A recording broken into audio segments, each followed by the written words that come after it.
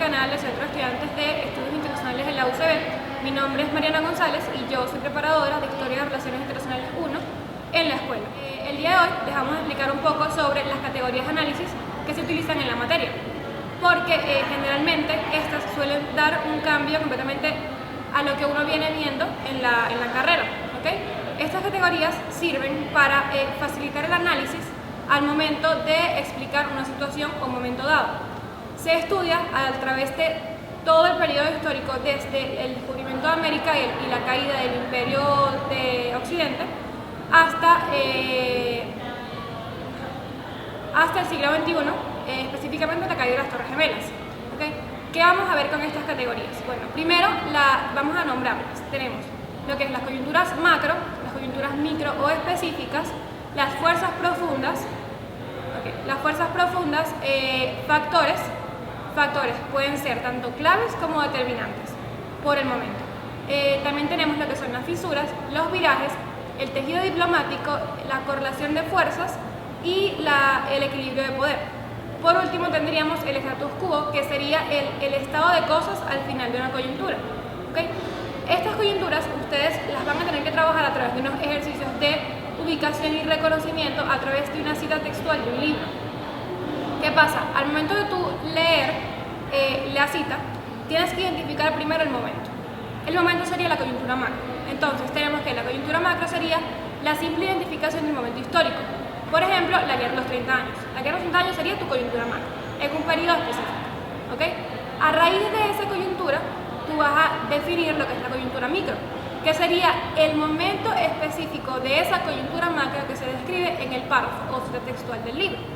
Entonces, por ejemplo, si estamos hablando que la coyuntura macro es la guerra de los 30 años, la micro podría ser el preludio a la guerra, es decir, los preparativos para que la guerra se lleve a cabo. Estos podrían ser las relaciones diplomáticas entre un país y otro o ciertos sucesos que van a dar pie a la coyuntura como tal. ¿Okay? A raíz de la explicación de la coyuntura y ya teniendo ubicado el momento, se procede a trabajar lo que es las fuerzas profundas, que van a ser esas acciones o sentimientos o intereses que guían a la acción. Entonces, las fuerzas profundas generalmente están marcadas, como ya lo dije, por los intereses y por los sentimientos. En estas podemos definir, muy importante, la personalidad de los estadistas, los intereses de un Estado, siempre trabajando desde un punto de vista más de realpolitik. Dentro de las fuerzas profundas, una de las más importantes que tenemos es la personalidad del estadista, porque esta persona, bajo el cargo del que está investido, va a definir una situación.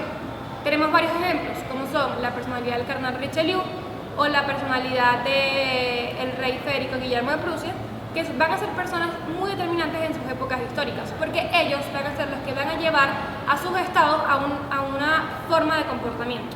¿Okay? Estas fuerzas profundas son generalmente el hilo de conducción del momento. O sea, ellas son las que definen por qué pasan las cosas. ¿Okay? Pero hay ciertos factores, la misma palabra lo dice, que son los que impulsan esa fuerza profunda, que es lo que va a lograr que esa persona o que ese interés de ese estado se vea aún más promovido a realizar dicha acción. El factor es un hecho concreto que tiene influencia en el momento específico.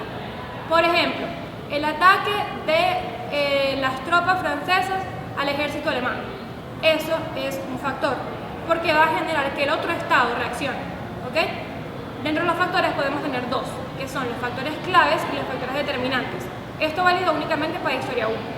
El factor clave sería ese hecho completamente importante o vital para la coyuntura, o sea que sin ese hecho no se hubiese dado la situación. Y el determinante, aunque muy parecido, solamente va a depender de la manera en la que esté planteado el ejercicio.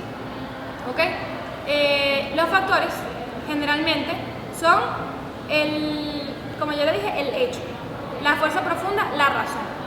Entonces vamos a darnos cuenta que a medida que vayamos desarrollando el ejercicio, se va a ir respondiendo el análisis en ese orden cronológico. Primero, el momento, luego el porqué, luego qué fue lo que pasó que motivó a ese porqué, y ahí tendríamos dos categorías más que podrían estar incluidas o no en el ejercicio. Va a depender del momento, obviamente, que son el de las fisuras y el de los virajes.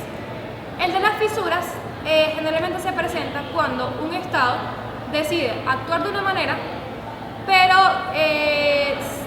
espontáneamente sucede algo que hace que simplemente deje de hacerlo.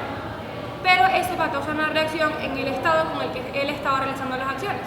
Entonces eso va a crear una fisura en las relaciones, lo cual puede llevar a un quiebre, que sería la expresión máxima de la fisura, que sería, por ejemplo, el rompimiento de relaciones diplomáticas. La otra categoría es el viraje. Los virajes suceden cuando un país o una nación o un actor tienen una posición definida por un cierto tiempo y repentinamente cambia su posición. El ejemplo más vivo del viraje puede ser el rey Federico Guillermo, que generalmente, bajo su política, tendía a usar mucho los virajes porque sus negociaciones no eran claras. En este mismo periodo se trata mucho lo de las relaciones diplomáticas secretas. Por tanto, los virajes, los quiebres y las fisuras son muy constantes. Luego tendríamos lo que es el tejido diplomático, el equilibrio de poder, la correlación de fuerzas y finalmente el status quo. ¿Okay? La correlación de fuerzas es una categoría que se utiliza mayormente, pero no quiere decir que sea excluyente, hasta la etapa en la que finaliza la guerra de los 30 años. ¿Por qué? Bueno, porque a partir de esa guerra se conoce y se establece, digamos, un poco más una estructura de los Estados-nación que le da preponderancia al actor Estado y no al actor como cualquier otro ente. ¿Okay? Previo a la guerra de los 30 años, los actores eran múltiples. ¿Okay? Entonces, no podíamos decir, por ejemplo, que el Estado alemán actuaba de una manera, porque no era el Estado alemán, eran principados alemanes y el Sacro Imperio. Entonces, hay diferentes actuaciones y hay diferentes puntos de vista. Esa es la simple razón. En la correlación de fuerza lo que vamos a hacer es hacer una contraposición del punto de vista de un actor y del otro. O sea, decir, en este momento Alemania se encontraba apoyada por los príncipes alemanes, lo cual le causó un importante apoyo durante la guerra. Por otro lado, teníamos la representación de España, que estaba apoyada por Francia e Inglaterra. ¿Okay? Simplemente eso, correlación de fuerzas se refiere a la composición de las dos posiciones que estaban en el momento. Por otro lado, tendríamos lo que es el equilibrio de poder, que es muy parecido a la correlación de fuerzas, pero se utiliza de guerra de los 30 años en adelante. Eso sí, no lo van a ver antes de la guerra de los 30 años porque no hay Estado-nación. Y equilibrio de poder sí se refiere a los estados. En el equilibrio de poder, lo que vamos a hacer, al igual que en la correlación, es contraponer posiciones. Pero a diferencia de la correlación, generalmente hay un estado que es el estado que equilibra. En mayor parte de las coyunturas, cuando se empieza a estudiar esta categoría, el estado que equilibra es Gran Bretaña, porque siempre va a jugar al de estado negociador y no al estado que interviene directamente, aunque igualmente puede pasar según sea la coyuntura, solo que suele pasar. Finalmente, tendríamos lo que es el tejido diplomático y el status quo. El tejido diplomático serían todas las relaciones diplomáticas, negociaciones, encuentros, cena, lo que sea, con respecto a un problema que se desarrolle tanto previo a un conflicto, durante el conflicto o post-conflicto. En Historia 1 suelen pasar muchísimo que, como hay negociaciones secretas, no tienes el respaldo de decir que algo pasó en un día o que no.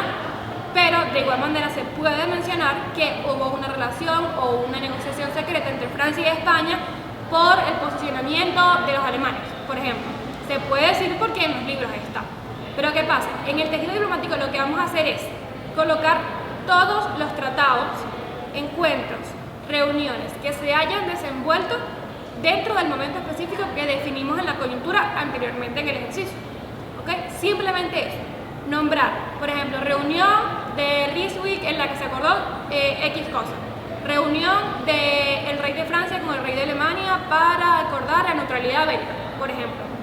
Eso es lo que va en el tejido diplomático. Finalmente tendríamos lo que es el status quo. ¿Okay? En este se va a definir el momento final de la coyuntura, es decir, cómo estaban las cosas antes y cómo pasan a estar luego de la coyuntura. En el status quo se menciona tanto el cambio del sistema político como el sistema económico como geográfico.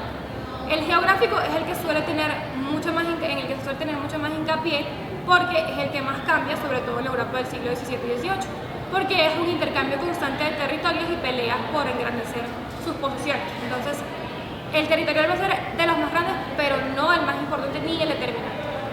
Hay situaciones, por ejemplo, durante la Revolución Francesa, en la que el sistema político es importantísimo porque se cambia de lo que es una monarquía absoluta a la república. Esto ha sido todo por el video de hoy. Espero que les haya servido un poco para identificar muchísimo mejor las categorías de análisis.